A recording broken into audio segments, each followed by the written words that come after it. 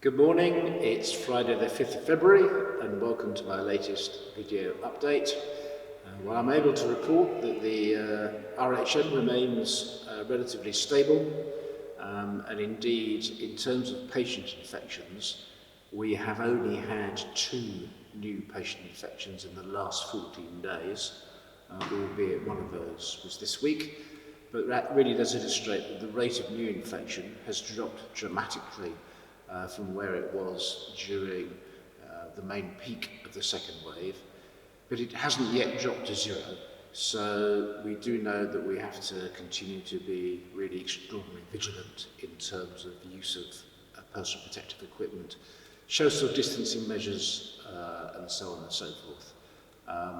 But obviously it is very pleasing that we would seem to be in a much more stable position than was the case in the height of the second wave, or indeed than is the case nationally. It's good to see that infection rates in the outside world are falling, but they are still significantly higher than they were when, for example, London moved from Tier 3 to Tier 4. So certainly the national infection rates do need to drop considerably more, but they are heading in the right direction. Now, in terms of speculating as to how lockdown might be eased, and in particular how we might be able to return to visiting to the hospital, I can only really add to what I said last week, and that is that it does remain unknown, but we are expecting the Prime Minister to be announcing what they're calling a roadmap out of lockdown later on this month. And I'd just like to reassure everybody, we will be following that really closely, and we'll certainly do all we can to ease lockdown when we're able to, but obviously that time isn't with us yet. So I really just ask everybody to be patient.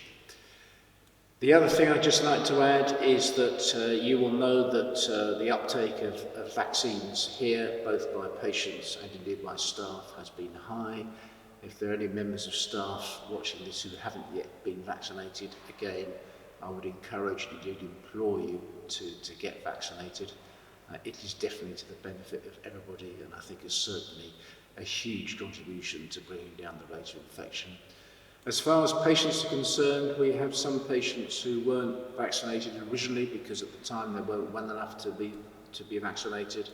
There will be more patient vaccinations carried out next week, and indeed we think that by the time that's done next week, the only patients in the future that will require vaccination will be new admissions. We will have vaccinated everybody who can be here at the hospital. I expect many people are wondering when the second dose of the vaccination is going to be given, because you all know that so far it's first doses only. We aren't able to give any dates yet, but we do have some assurances that second vaccinations will certainly occur by 12 weeks after the first vaccination, which actually for the first group of people who have been vaccinated would be sort of 5 weeks from next week. Next week will be about 7 weeks in from the first round of vaccinations of staff. Patient vaccinations followed a week or 2 later. But obviously I will be able to say more about that when we have definite dates. That's all I have to say for now, and there'll be another update next week. Thanks very much.